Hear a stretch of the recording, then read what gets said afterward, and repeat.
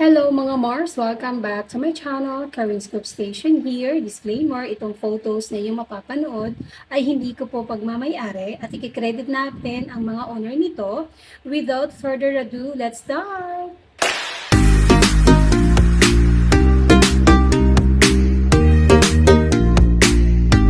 Ito pa ang mga ilang photos sa kaganapan ng wedding ni Ria and Zanjo Marudo. Of course, ang ating love na Armaine. Ang cute nila dito, ang saya, nakakakilig, in love na in love. Tingnan mo si Maine.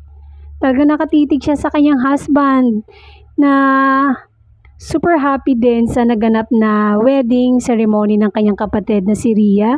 Tingnan mo, labas na labas ang dimple. Katabi lang naman niya si Joshua Garcia, I think. And then, ito pa yung mga photos, mga Mars. Ito, Pamilya Atayde. Complete po sila. Ma'am Silvia Sanchez, May, Jella, The Bride, Ria, Zanjo, Sabi, and Mr. Art Atayde.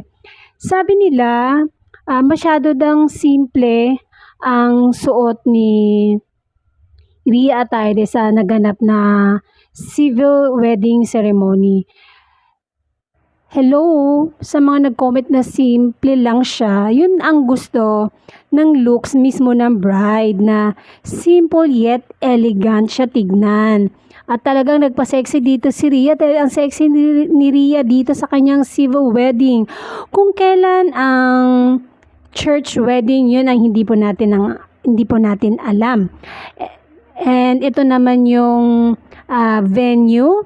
Ang venue pala o ang reception ay naganap sa Concept Space Manila and Quezon City.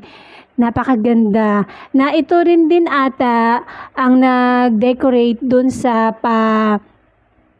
baby shower ni Maine Mendoza kay Ma Salvador. I think parang yun din ata ang gumawa dito na napakaganda ng reception. Look at that mga Mars. So maganda. So grandiose. Ang ganda. Tapos ito pa yung photo. Tapos pala mga Mars dahil barkada ng mag-asawa si Daniel Padilla and Catherine Bernardo. Kaya present ang dalawa sa gabing yan. Ito yung photo, pero walang kumalat na photo na magkasama si Catherine and Daniel Padilla mga Mars. Kaya naman, muling nabuhay ang Katniel mga Mars dahil sa gabing yan. Ito yung photo na kasama naman ni Catherine ang ibang friends ng mga bride, ng mag-asawa. Andyan yung mag-boyfriend na si Jane at si Bagatsing, si Enchong D, si Darren, and the rest. Yan po yung mga kasama nila sa kanilang marami ng bash. Ito talagang mga tao, wala talaga silang kasiyahan. Ewan ko kung bakit ganun sila. Napakadali na lang talaga magbigay ng bad comment ngayon sa kapwa mo. Sinabi nila na hindi man lang daw nagpagupit o nagpa-haircut si Zanjo Marudo.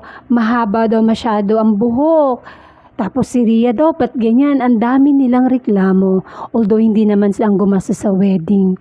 Yan ang gusto ng mag-asawa. Simple lang. Parang wala lang. Simple lang sila.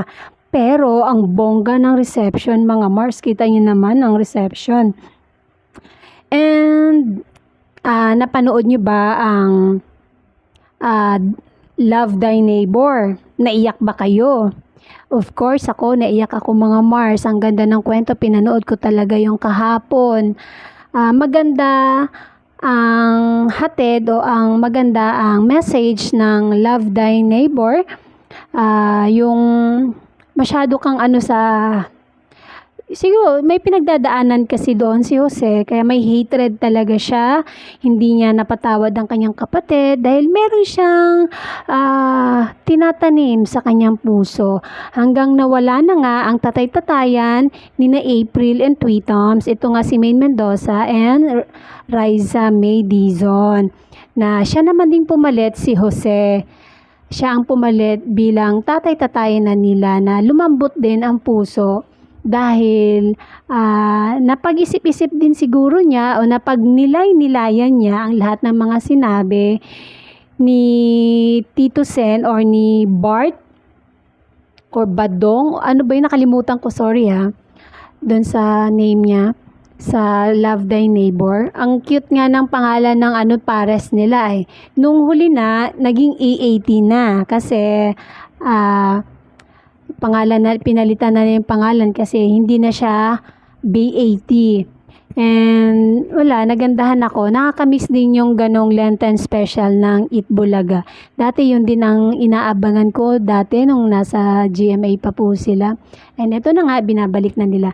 At mga Mars, muli akong natuwa dahil nagbabalik pala yung dati sa GMA 7 sila, yung bawal judgmental. Ngayon naman, ang pangalan ay babala, wag ganon. Binalik na pala nila yon, kaya ang ganda dahil isa din yun sa gusto kong pinapanood dati sa Eat Bulaga, yung bawal judgmental, na ngayon ay babala, wag ganon. Ang ganda ng segment nila, no, na dahan-dahanan lang na ibalik ang mga show nila sa Eat Bulaga. And that's it, mga Mars. Thank you for watching this video. Please like, comment, and subscribe for more scoops. Kung saan mo kayo mag-Holy Week, mag-iingat po kayo lagi. Thank you for watching. Bye!